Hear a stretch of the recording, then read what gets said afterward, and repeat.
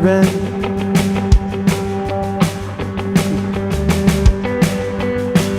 Nice. Heavily caffeinated, I assume, for some. If you're not, it's okay. There's plenty of room to just lay down. I'm glad I'm here. I'm glad you're here. I like to start with sort of shrugging off the week and remembering something that I feel like is important. It's unique about this place is that we are becoming. We don't need to arrive anywhere today. So let's sing this song to our Creator, acknowledging that He's working in us always.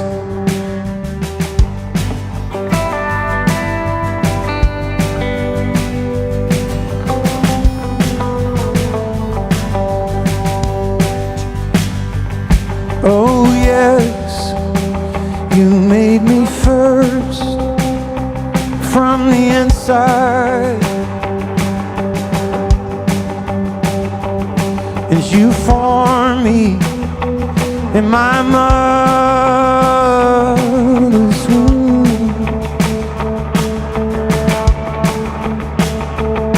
and I thank you, 'cause you are breathtaking, body and soul. I am marvelously made. So take off this mask of shame. It says I'm not worth anything. Take off this mask of pride. Blinds me to your loving eyes. Take off this mask of fear. Says there's nowhere out from here. I let go of who I claim to be. Become the one you're making me.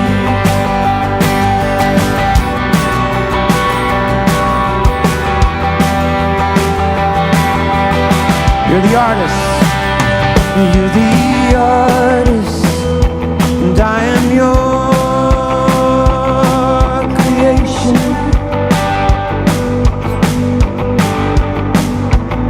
And my actions are the colors of the pain. So would you help me walk through fire when you're asking me, and be the one who gets marvelously made. Take off my mask of shame. Says I'm not worth anything. Take off this mask of pride. Blinds me to your loving eyes. Take off this mask of fear. Says there's nowhere out from here. I let go of who I claim to be. Become the one you're making me.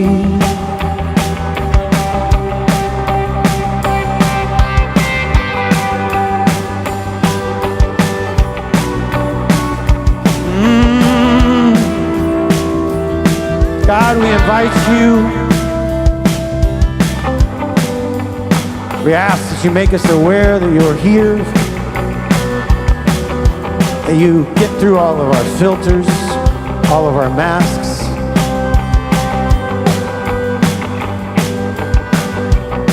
all of our routines.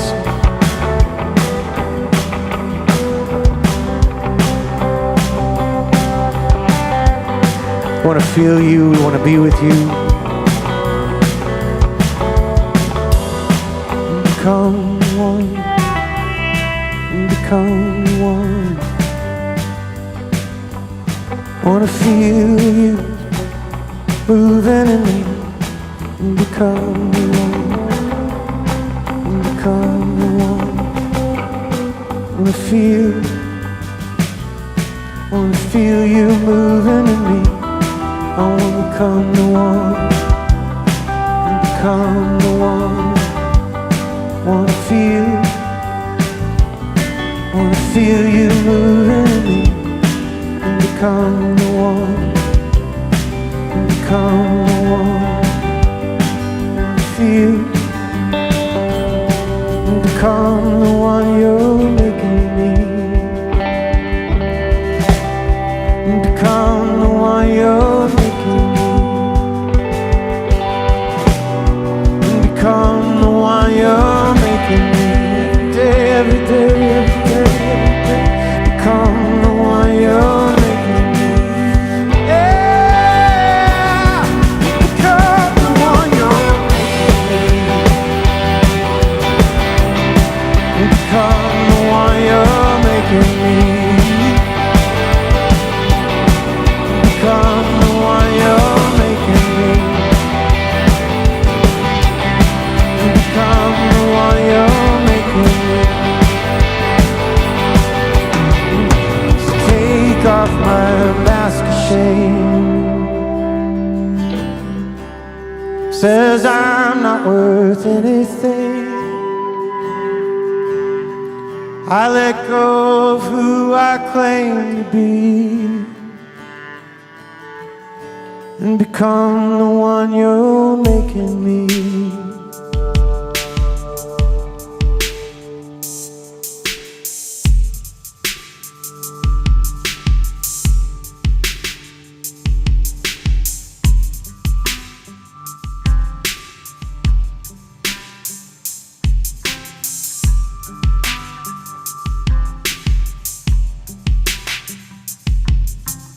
When I look into the face of my enemy, I see my brother, I see my brother.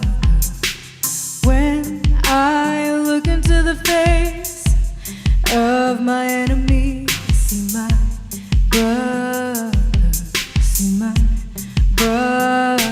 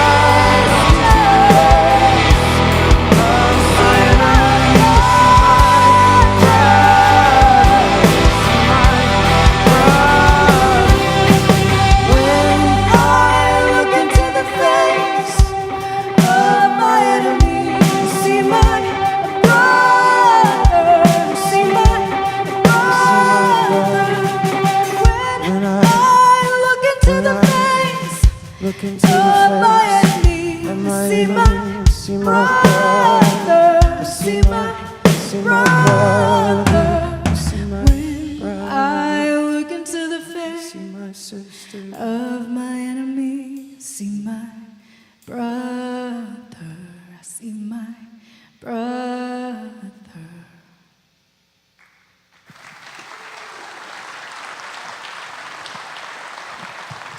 Good morning, Riverbend. Thank you guys. Thanks, Casey and the band. We don't even need to go to ACL now because we just had ACL brought to us. That's pretty great. Let's give them a hand. Thank you guys so much. Well, good morning to those in the room. It's good to see you here in this place, and those that are online with us. It's always great to have you as well. My name is Scott Reeves, and if you don't know, I have the pleasure of serving as the chair of our mission and outreach team here at Riverbend. I also help lead a community group on campus called Renovations for Gen Xers, which I kind of fit in that group, so come check that out. It is great to see you all. I get asked all the time, as does our team, what is it that is happening through missions at Riverbend? And if you know me at all, I could go on for an hour or two. I won't do that today. Instead, I'll direct your attention to the images on the screen and online in front of you that probably tell the story as well or better than I could in the short time I have. You'll see faces you'll see smiles, you'll see connections being made, you'll see hugs, you might see a sandwich being made and handed out to those who are vulnerable. All of that is just the tip of the iceberg of what we do each week through missions, where thousands of people are reached through the generosity of Riverbend. I'd invite you to an upcoming event where you can ask and find out more information coming up on the 22nd of this month, right over here in our community center from 6 to 9 p.m. We'll have some of these artists here that you just heard and see every week. Casey Ferreira, I believe Travis Taylor is our host for the night. It'll be an opportunity to learn more about what we are doing, support that, and enjoy a good meal provided by Sherry Ford here from the church. Tickets are still available. I'd also tell you that today at the exits, we have some silent auction items that are available for you to take a look, maybe get some early Christmas shopping in. Those are available to go ahead and start bidding on, and you can do that as you leave. Okay, who likes fall? Fall's like my favorite time of year. I see some of you probably with your pumpkin spice lattes. There's a lot going on at Riverbend during the fall. I'm going to highlight a couple, including next week here at the church on Friday and Saturday, our men's hangout. Come check that out. There'll be all ages of guys sitting around a fire pit, just kind of interacting and telling stories, maybe building a little wisdom in, maybe a 90-year-old with a 20-year-old. It's a great opportunity to hang out. And then probably our biggest event, is our family event that's Riverfest. It's not just for little kids. You guys here in the audience that are adults, put your costume on, bring your friends, eat some candy, and hang out. That's on the 29th of October right here on our campus. Why do we do all this? Why does Scott Reeves serve in missions or around this place? Some words from those songs reminded me of a quote that Casey and I share a love of Thomas Merton, so I'm going to give a Thomas Merton quote. When I see God in everyone, they see God in me. So when we take grace from this place that we share with each other and kindness out from here to those outside of the walls, that's what I'm trying to do. That's what I'd like to invite you into as well. As we worship this morning and we give offerings, you can give online, you can text your offering in to help support all of this stuff I just shared with you. 84321 is that number. And then come join us, come hang out, come be a part of all this goodness. Thanks for being here this morning. Will you pray with me as we move to a time of offering? Dear God, thank you for how we can show up wherever we are in life to this place, whether it's in this room, online, whether we're having a pretty bad week or a great week, that we can come together and walk life. Help us take our mask off and just sit with the people here, sit with each other throughout the week, share a smile, give a hug, and love on each other. Help us to model grace from this place outside of this place. May it start here. May we be kind both here and out there. For our tithes, our offerings, this service, we trust that to you. Thanks for Casey and this team. Thanks for Dave. We love you and pray these things in your name. Amen. Give a hand to Scott. I love this guy, and everything they're building is really amazing.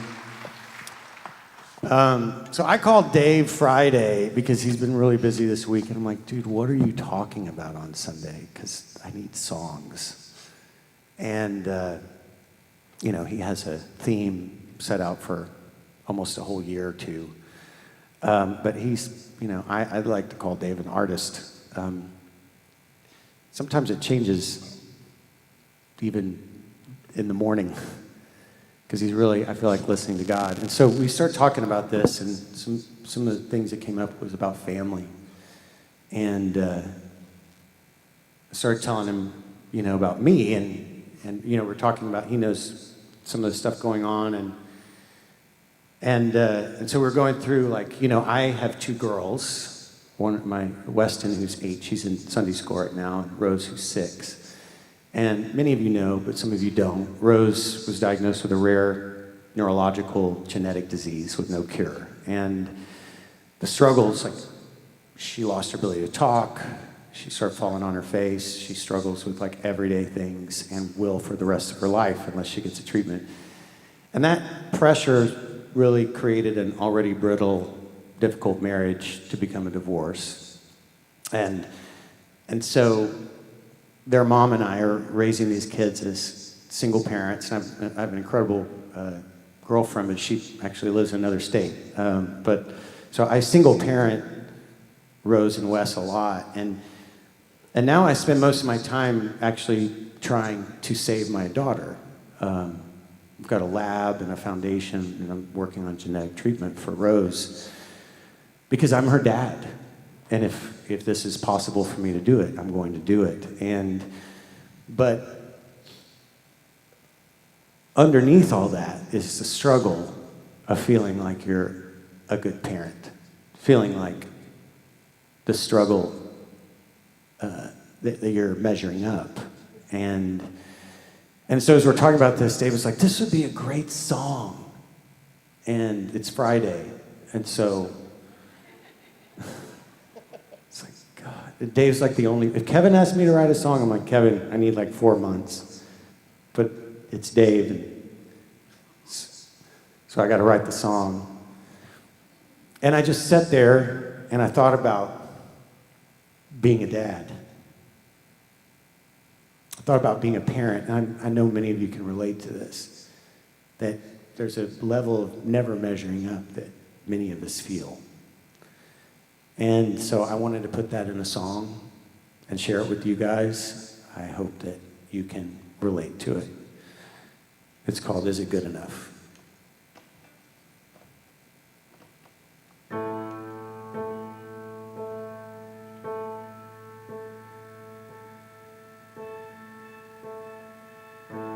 Wake up in a cloud, a rush to get us out. And tie your shoes and make your lunches. Wish I had a little help. I'm afraid that I will fail and forget something important like your homework. I just want you to be safe and never feel this world's pain. But I know it's unrealistic. You deserve my best. Now it's putting me to the test. I guess I'm scared it's me that you'll mimic. I know what you want, 'cause I wanted to, just to be close to you. I hope that I'm enough to help you be free.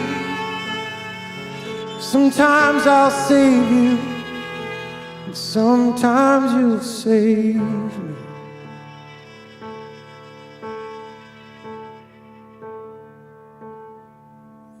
I spent all today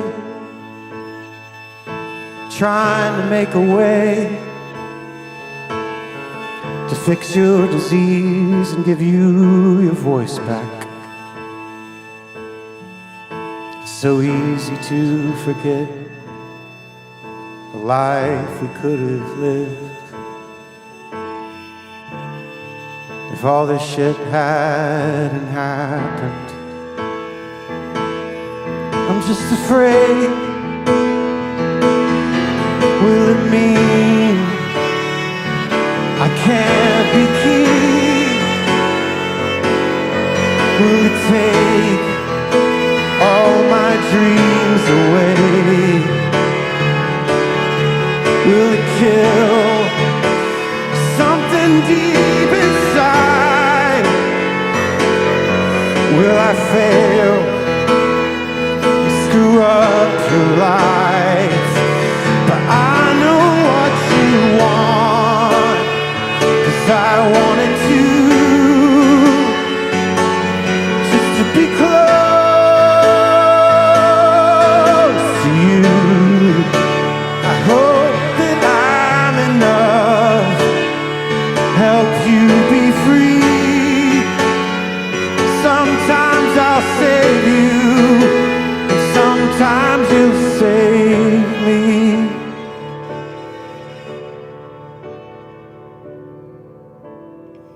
Regardless of my goal, I want you both to know that my best ain't close to perfect. I'll give you all my love. Hopefully loving you is making me enough.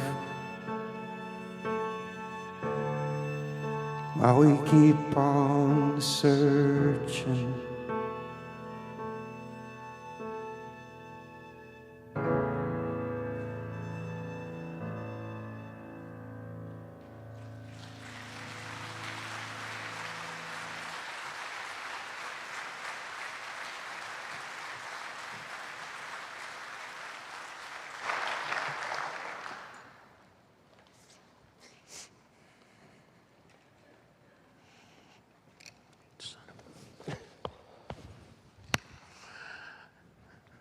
I don't know if you know, but that was a moment. I hope you're up for this. I really do. Because if you're not ready, it doesn't change it. It's happening. The game is on. It's underway. They're coming for you, whether you realize it or not. It was in 1848 with two self-proclaimed German political philosophers decided that they would share their political aspirations and their worldview with the world. And they wrote what has become perhaps the most influential political pamphlet in the Western world in the last 200 years. Their names were Friedrich Engels and Karl Marx. And the pamphlet that they wrote is called the Communist Manifesto. Now, I'm reluctant to even bring it up or to quote it here in church because it's not a work of literature. This isn't Shakespeare. But it has shaped the world that we lived in for almost 200 years. And as you read through the Communist Manifesto, or at least as I read through it, I find it to be repetitive. I find it to be pejorative. I find it to be self-righteous and presumptuous. And some of that may be because it's 200 years old and it's translated from German. And we have seen throughout the 20th century the effects of when this philosophy has been enacted at scale, and those have not been positive things. But what they identify is an antagonism toward two social institutions. In order to construct their proletariat utopia, Marx and Engels believed that they had to tear down two social institutions. The first social institution that they needed to tear down was the institution of faith. You see, it was impossible in their mind for people to have a loyalty to the communal state if they had a loyalty to a higher power, as in God. And they put it this way. This is from the second chapter of the Communist Manifesto.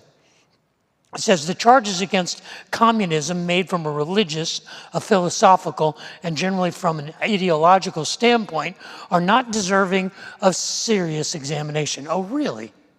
That's because they don't hold up. When the ancient world was in its last throes, the ancient religions were overcome by this thing we call Christianity. But communism abolishes eternal truths. It abolishes all religion and all morality. See, Marx and Engels knew that they could not build their proletariat utopia if there was a religious loyalty. But they knew something else that we too often forget, or that we don't realize, was that connected to the institutions of faith was another institution that they set out to destroy. Because these two institutions are inseparable. Connected to the institution of faith is the institution of the family. And they not only set out to destroy faith, they set out to destroy the family because they realized that if a person has a loyalty to their family unit, that would supersede their loyalty to the communal unit and to the national or state unit. In the second chapter of the Communist Manifesto, they say this. They say abolition, or the German word Affenbung, of the family, exclamation point. In its completely developed form, the family exists only among the bourgeoisie. Only the rich can really enjoy a family. Families don't exist in poverty. The bourgeois family will disappear as a matter of course when its complement vanishes, and both will vanish with the vanishing of capital. Really? Do you charge us with wanting to stop the exploitation of children by their parents? To this crime we plead guilty. The bourgeois claptrap about the family, about the hallowed correlation of parents and child, becomes all the more disgusting as the family and their children are transformed into simple articles of commerce and instruments of labor. Engels and Marx realized something that we forget at our peril, that our faith and our family are a single unit, that our faith informs our family and our family informs our faith, and that they survive and fall together. And that it is our faith that grows and is birthed inside the incubator of the family. And the family is strengthened by its faith. Today I want to explore that connection between faith and family. But I don't just want to explore the connection between faith and family. I want to explore how is it possible for us to survive in a world that seeks to destroy both of those things? How do we strengthen our faith and strengthen our family to stand against the tsunami that would destroy them both? You up for that? If you're up for that, I'm glad you're here. If you're not up for that, when I take a knee to pray, you can just slip out. You can turn off your computer and go offline. But I'll assume, by your presence here, that you're up for the fight. Let's pray. Father in heaven, I would ask that the words of my mouth and the meditations of my heart would be pleasing in your sight, that you would use your words spoken by your servant and anointed by your Spirit to challenge us to find the blessing and to receive it and pay it forward to our families by faith. I pray that for myself and for my family, for all of us here, for I ask that in Jesus' name. Amen. We began at the beginning of September a study of the subject of faith. And the guide for our study is one chapter of one book from the Bible in the New Testament. It is the book called The Letter to the Hebrews. And we're focusing in on one chapter of the letter to the Hebrews, Hebrews chapter 11. And Hebrews chapter 11 is a chapter entirely dedicated to the study of faith. It begins with a cryptic definition. Hebrews 11:1 tells us that faith is the confidence in that which we hope for and the assurance of that which we do not yet see. But the author of Hebrews, after giving us that definition, then sets out to give us examples of what faith looks like in the characters who are sprinkled throughout the history of the people of God.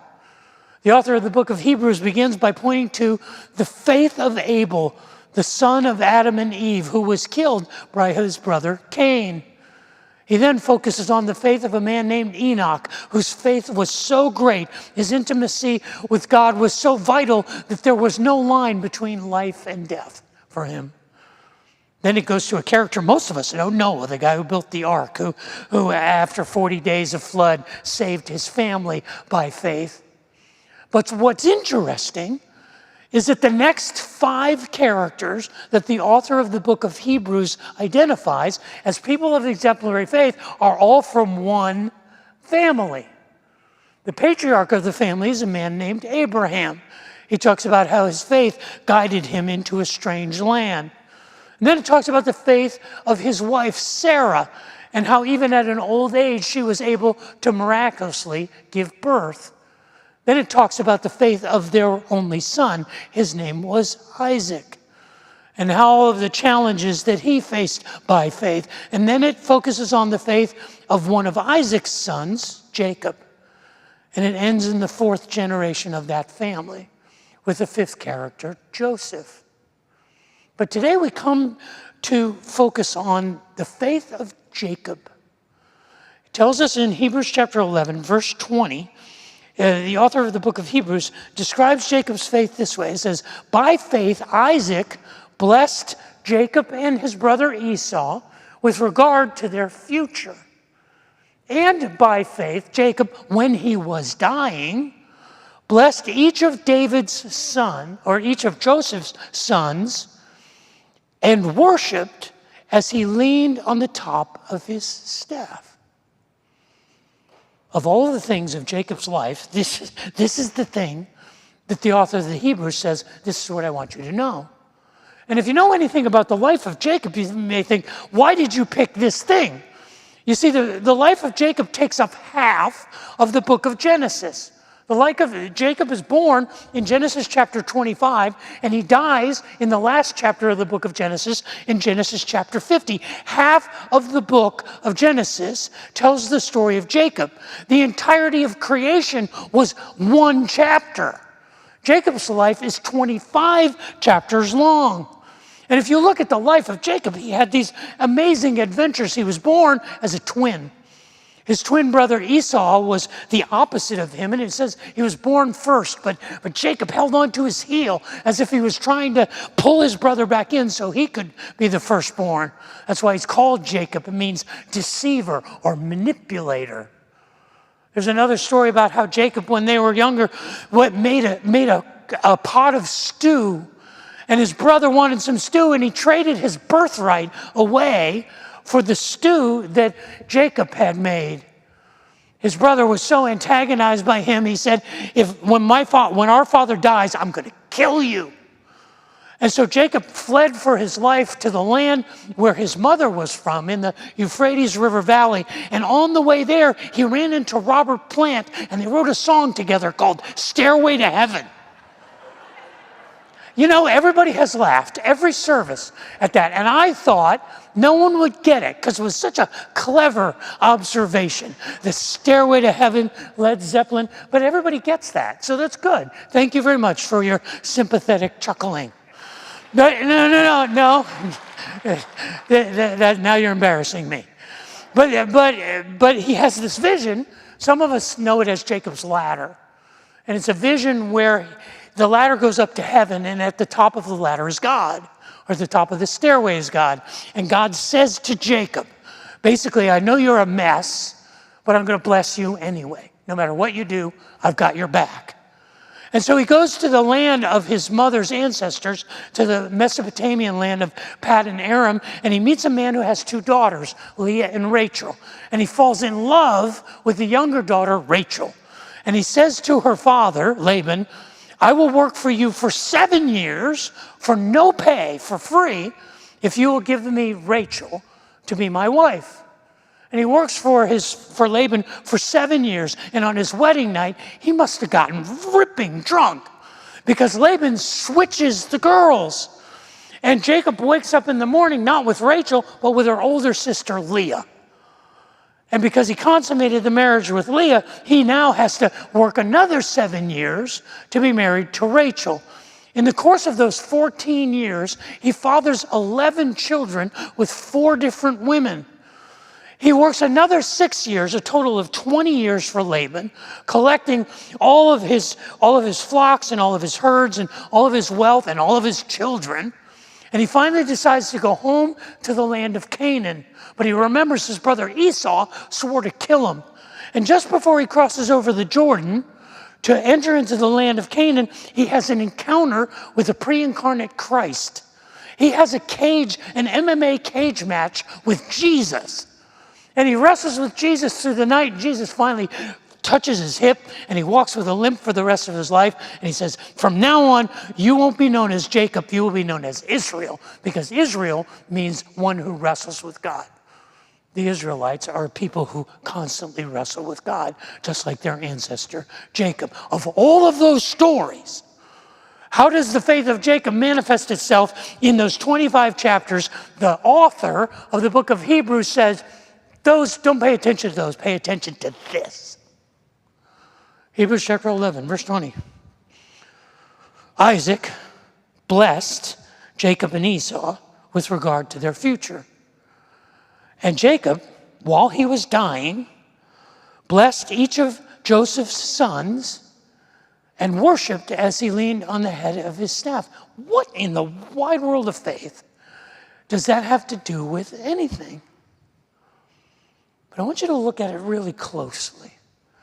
And I want you to look at the one word that's repeated 2 times. Isaac, by faith, Isaac blessed his sons. And by faith, Jacob blessed his grandsons. See, in the context of the relationship between family and faith, the thing that strengthens, the thing that is unique, the thing that is transferable, the essence of that relationship between family and faith is the blessing. Because it's in the family, in the context of the family, that we are blessed just because we are. If you have been around Riverbend any length of time, you know that we are here because 40 years ago, God raised up a man named Dr. Gerald Mann, a once-in-a-generation communicator who was charismatic and talented beyond measure. And his vision and his creativity and his charisma built the foundations of this church. And if Riverbend's face and voice was the face and voice of Gerald Mann, the heart of Riverbend was his co-pastor, a man named Dr. Gordon Smith. And I don't mean to speak of Dr. Smith in the past tense. He's still here. He's a member of our church. He comes regularly. He teaches a community group during this hour. And over the years that I have been here, I've had the opportunity of doing ministry with Dr. Smith. I've done literally dozens of funerals and memorial services and celebrations of life with him. And in every service, he says the same thing. And every time, it's perfectly sincere. and amazing and beautiful. In the service, he looks at the family. And whether it's the moms and the dads or the brothers and the sisters or the sons and the daughters or the nieces and the nephews, and he reminds them of the blessing. And the way that he says it is so perfect and poetic. He says, we are here today to remember the blessing of just who you are. It is the prerogative of the family to bless our children just because they are. And I know this is true. I know the power of it because I've lived through it 3 times. I tell people that I have fallen in love at first sight 3 times in my life, each time with my 3 daughters. You see, I didn't really relate to the pregnancy thing. I realize those of you women who have carried children, you're saying, Dave, you're an idiot. But I would see the sonogram. My wife would say, oh, look, the baby's moving. And I'm like, it's alien. I don't know what's happening. And even with our 2nd and 3rd child, I couldn't get my head around that this was a real person. But I was there when they were born. I was literally there when they took their first breath. And in that moment, I promise you, I said, I will die for you. I will love you until the day I die. I will protect you. And anyone who ever tries to hurt you, I will hurt them. And it wasn't because of anything they had done. It wasn't because they were attractive. They were little balls of mucus-covered goo. It wasn't because they had accomplished anything. It wasn't because of their talent. It was just because they are. And this is the essence of the blessing that holds family and faith together. It's by faith that I believe in you just because you are. It is the prerogative of the family. It is the incubator of the family. In the context of that faith, that blessing is formed. But if you look at Hebrews chapter 11, verse 20, it says something else. It makes a point to say that by faith, Jacob, when he was dying, what is that about? Well, why is this important? Of all of the things in Jacob's life, why is it important that the thing he said when he was dying matters? I think some of it has to do with who we are as parents. If there was one thing that my wife's parents and that my parents said to me countless times is, we don't want to be a burden to you. If your parents ever said that, do you ever say that to your kids? I don't want to be a burden to you. When we get older, I don't want to be a burden. Well, 3,000 years ago, they felt the same way, except they didn't have nursing homes and long-term care facilities. If someone lived into old age where they could no longer be productive and they had to be cared for, it was the responsibility of the family. And it wasn't a responsibility that you could say, I will do it or I won't do it. No, that's what you did. When I was 12 years old, my grandfather had died the year before. He was 11. I remember the summer, I was 12 years old, my father and my uncle sat me down at the kitchen table on my grandfather's farm. And they said, now that that Grandpa is gone, it's on us, it's on the family to take care of your grandmother and take care of the farm. And that means you're a part of it. And they explained to me that their expectation was that when I wasn't in school on weekends or during the summers that I would be working on the farm. And then they broke it to me that they weren't going to pay me for it. And so I got all enraged about how unfair this was, but they made it clear to me that this was my responsibility and that I was capable of doing this because this was what family does. It's the hardest thing for us to decide as parents. It's the hardest thing for us to know. When do I protect my children and when do I let them loose so that they can feel the consequences of their choices? How do I set the boundaries? Where do I set the expectations? How do I give them guidance? How do I teach them character through responsibility? It is the blessing of the family to do that. There's a story about a young mom. She had 3 preschoolers. She had a 4-year-old, a 2-year-old, and a newborn. So you can imagine she was threadbare as a woman living on the edge. And her oldest daughter, number 4, was the 4-year-old was precocious. And she asked her mom one day, she said, "Mommy, can you teach me how to tie my own shoes?" She's like, "Sure, I can do that." And the little girl just learned to tie her shoes. And the first few times she did, it was just a knot. But she said, "Look, Mommy, I tied my shoes."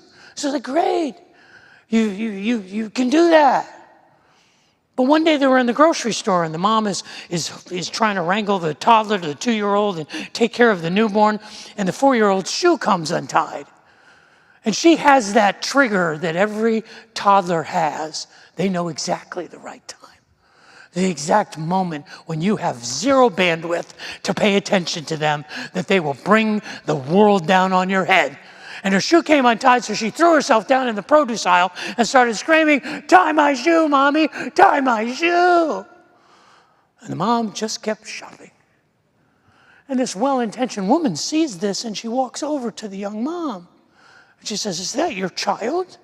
And the mom looks back, goes, "Yep, that's my kid." And she says, "Well, why don't you help her?" As the mom pushed the cart away, she said, "I am." You see, the blessing of a family is the blessing of the ability to say to the next generation, "You are capable. You are capable of more than you realize." It is the challenge of the blessing of responsibility. That's why it's important where the author of the book of Hebrews points out that Jacob spoke this blessing as he was dying. But the last phrase, it says, "And Jacob blessed all of Joseph's sons, each of Joseph's sons, and he worshiped as he leaned on the top of his staff." What is that about? I mean, why is that important? Well, he leaned on the top of his staff. We know why he leaned on the top of his staff. He was dying. That's the only way he could stand up. But that's not what it means. You see, it's a picture, it's a portrait, it's a metaphor. The staff in the Hebrew culture was a symbol. The word is shevet. And the shevet is the same word in the 23rd Psalm. It says, "Your rod and your shevet," your staff, "they comfort me." Because it's a sign of your strength. It's a sign of your authority. It's often translated with the idea of a scepter, of a ruler. It is a mantle. It is a sign of their power. And so as he blessed his grandsons, he was passing along a blessing of his confidence, of his assurance that they will succeed. He is trusting God to say, "It's your turn now, and you're going to do great." We happen to know exactly what the blessing was that Jacob pronounced on Joseph and his sons. It's recorded for us in Genesis 49. Listen to this. This is the blessing of Jacob over Joseph and his sons. It says, "Joseph is a fruitful vine near a spring, whose branches climb over a wall." Tell your kids that at the dinner table. See how that goes over. "With bitterness, archers attacked him.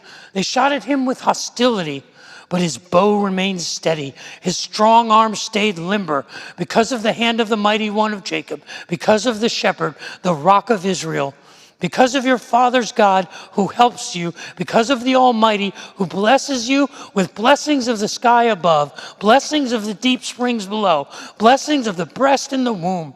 Your father's blessings are greater than the blessings of the ancient mountains and that the bounty of the age-old hills. Let all these rest on the head of Joseph, on the brow of the prince among his brothers." Now that's helpful, isn't it? Now I understand the nature of the blessing. It's poetry. It's Hebrew poetry. In the Hebrew, the words rhyme and they go together symmetrically and they have a rhythm. So you got to step back and say, what is he saying?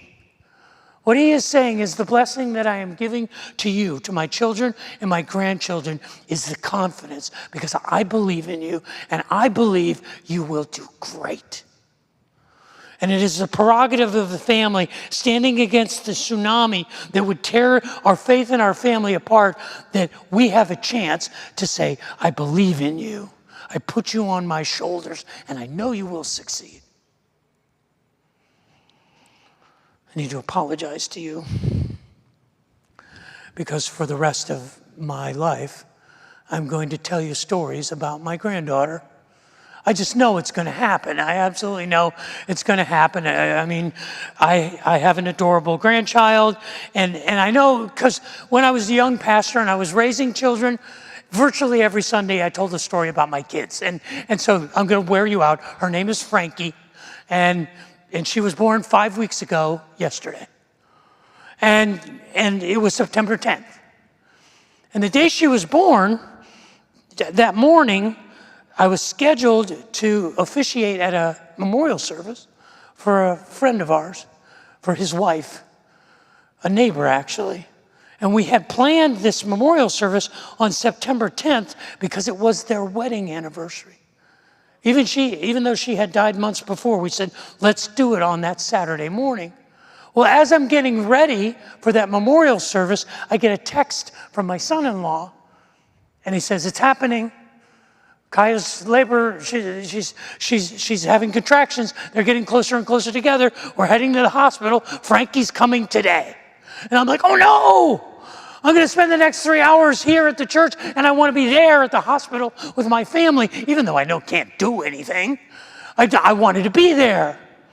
And so I'm going to the funeral, and I'm trying to focus. And sitting next to me on the pew in the chapel is my phone with the text thread, like updates.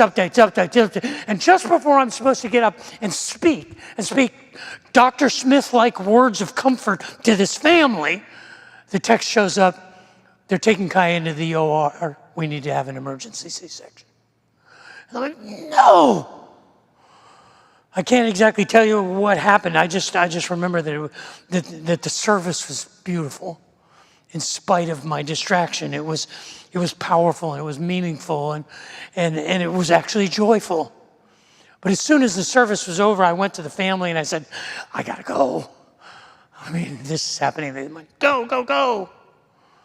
Have you ever driven through the city of Austin on a Saturday when there's a UT game at home? Football? There's no way you get from Westlake to 38th and I-35 to St. David's Hospital in less than a day and a half. Because I was behind every tourist in this city who was driving at parade float speed. Yeah, that's the capital. Move it, Buster. Come on. I got a baby to go see. Get out of my way. And then I get there. And St. David's has like this 11-story parking garage. You know what all the UT football fans know? Is that you can pretend you're visiting somebody at the hospital and park in the St. David's parking garage on game day. There wasn't a parking space in 11 stories of parking garage. And I'm driving around as the texts are flying, updating me on what's going on. I can't find a parking space. I finally find a parking space, and I get up to the OB waiting room, and my family is there. My son-in-law's dad is there, and I'm not there 2 minutes when my son-in-law comes out, and he says, Frank is fine, Kaya's fine. You can go in and see her, one at a time. And everybody looked at me and went, you go. They didn't have to tell me twice. I go right through the doors.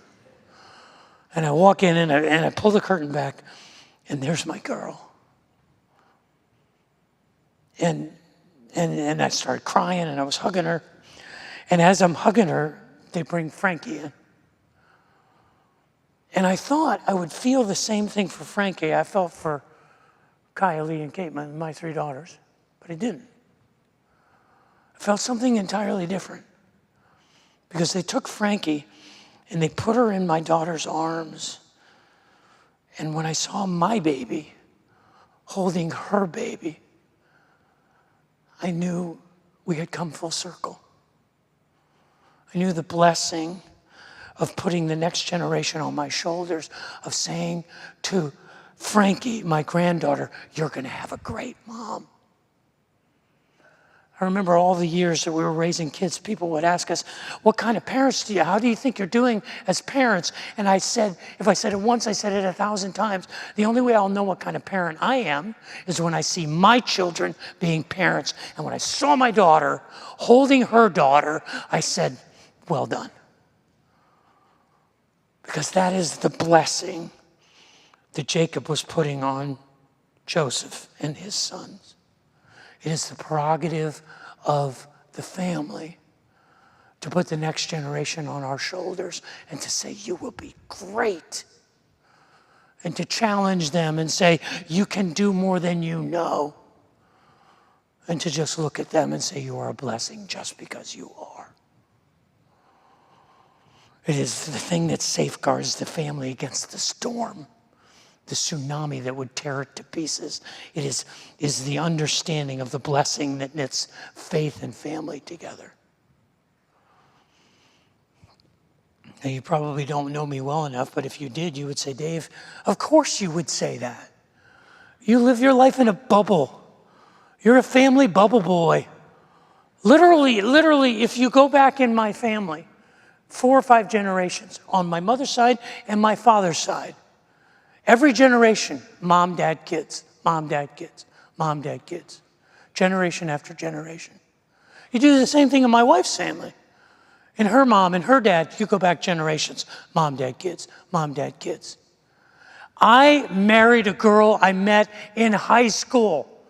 I took that woman to the senior prom in high school.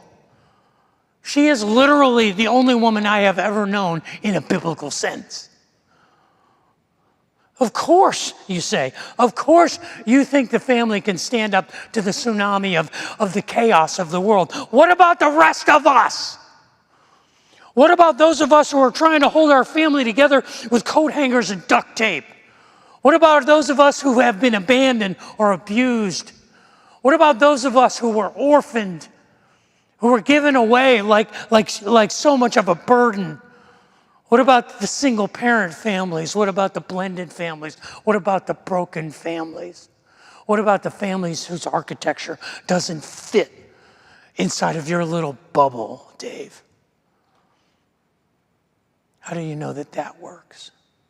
How do you know that the essence of the family, the blessing of the family is still there? You know how I know it works? Jacob. Jacob was a train wreck. Jacob was a mess. He was a terrible son. He was an even worse brother. He was a miserable father. He played favorites with his kids.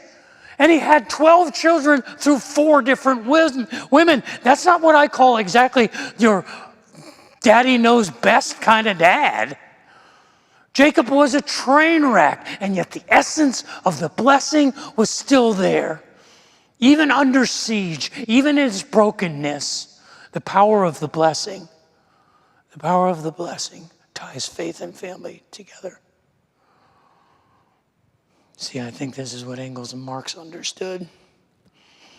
They understood that the Judeo-Christian model says that we are created in the image of God and that every individual is priceless and precious, and they understood that it was the family that incubated that belief. But they weren't the only ones. In 1935, there was a self-identified, another German political philosopher who decided he would inflict on the world his political views. And in 1935, he published a memoir called Mein Kampf. It means my struggle or my battle. It is the political musings of a young man named Adolf Hitler. And while he is very different in his expression from Engels and Marx, in fact, he believed that the 2 great enemies of the fatherland were communism and Judaism. And he is as pedantic as Engels and Marx are presuppositional. And he makes his case over and over and over. If you ever have to read Mein Kampf, you just lose your mind. It's like he's circling the drain on this idea. Come on, get to it, man. You made your point 8 pages ago. I'm done with this. And while he may seem to be in contrast to Engels and Marx in his ideology, he's exactly the same. because Hitler believed that he could not build his loyalty to the fatherland if the family and faith were left intact. Now, his strategy was to undermine their credibility, to emasculate the family and faith, not to destroy it.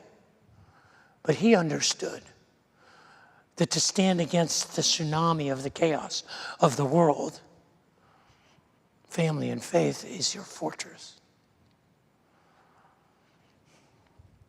We may not understand this. We may think, well, that was good, Dave. That was 1935. We've learned our lessons. We've moved past that. Or maybe it was 1848. Or maybe it was in the Enlightenment when people started to deconstruct the nature of the universe.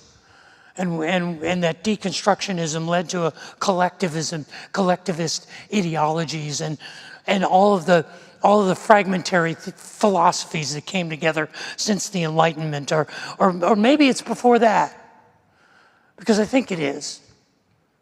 I think the struggle started as far back as before the time of Christ, even before Jacob's day, even before the patriarchs, before Abraham. I think it started the moment human beings set foot out of the garden, that the struggle for the family existed. It existed because we know it existed. What was the first thing that happened to the family? Cain killed Abel. Brother killed brother. You see, the battle is raging whether we believe it or not. And it's unapologetic. It is out to destroy your faith and your family. The last paragraph of the Communist Manifesto, Engels and Marx said this: the communists disdain to conceal their views and aims. We're not hiding what we're against. We openly declare that their ends can only be attained by the forcible overthrow of all existing social conditions, including family and faith. But I believe it's worth the fight. And I believe that the blessing of faith and family can help us stand up even in the tsunami of a world that would seek to destroy it. I believe it's worth fighting for. So are you up for it? I am.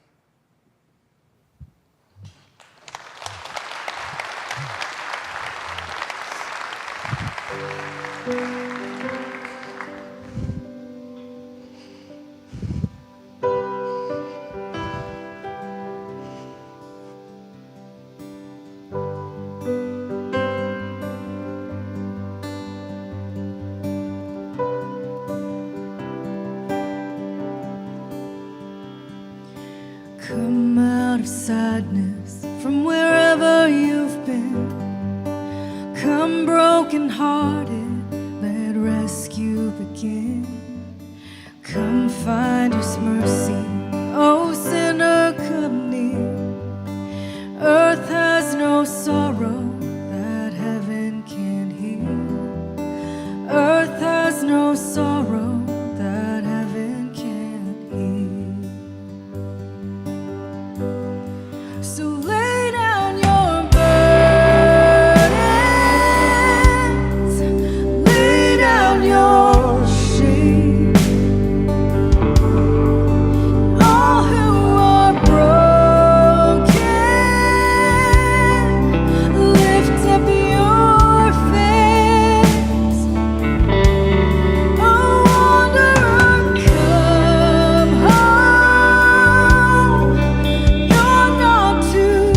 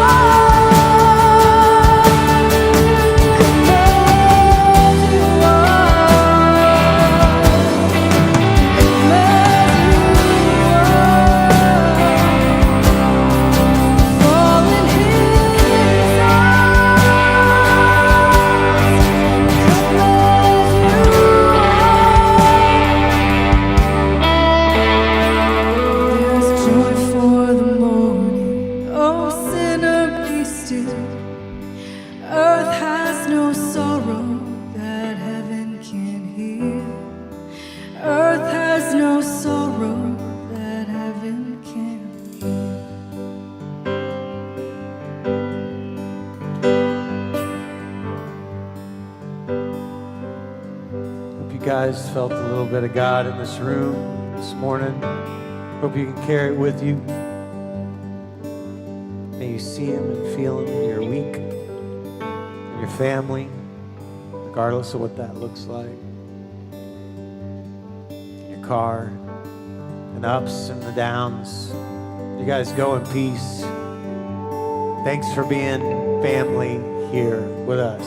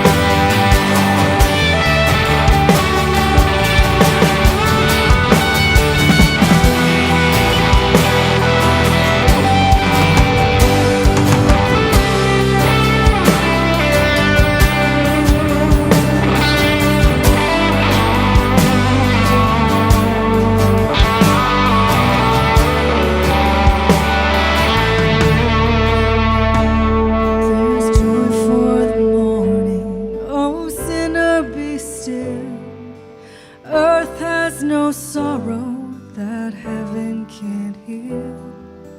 Earth has no sorrow